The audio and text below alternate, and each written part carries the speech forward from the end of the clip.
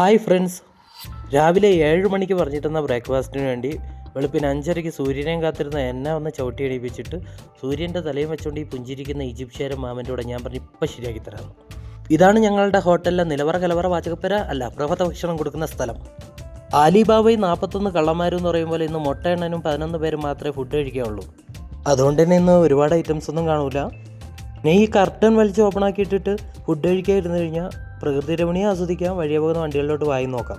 കുറച്ച് നേരത്തെ കഷ്ടപ്പാടിന് ശേഷം ഞൊടിയിടകൊണ്ട് ഫുഡ് സെറ്റായി. നിങ്ങൾ വിചാരിക്കും ഇതെല്ലാം സെറ്റാക്കിയത് ഞാനാണെന്ന്. ഞാനല്ല കേട്ടോ, കരീമാണേ. ഞങ്ങളുടെ കമ്പനിയിലെ ഏത് ഹോട്ടലിൽ പരിപാടി വന്നാലും ബുഫേ സെറ്റ് ചെയ്യുന്നത് കരീമാണ്. പറഞ്ഞ പോലെ തന്നെ ഒരുപാട് ഐറ്റംസ് ഒന്നും ഇല്ലായിരുന്നു. വെട്ടിക്കൂട്ടിയ തക്കാളി, ഉപ്പിലിട്ട ഒലിവ്, അരിഞ്ഞു തള്ളിയ സാലഡ് വെള്ളരി, പിന്നെ നല്ല ഉണങ്ങിയ കുബൂസും ചെറുപയർ, വലിയപയർ, പയർ കറിയും, പിന്നെ കരീം സ്പെഷ്യൽ മുട്ടത്തോരനും. മുട്ടത്തോരന് അറബിയിൽ സക്ഷൂക്കി എന്നാണേ പറയുന്ന.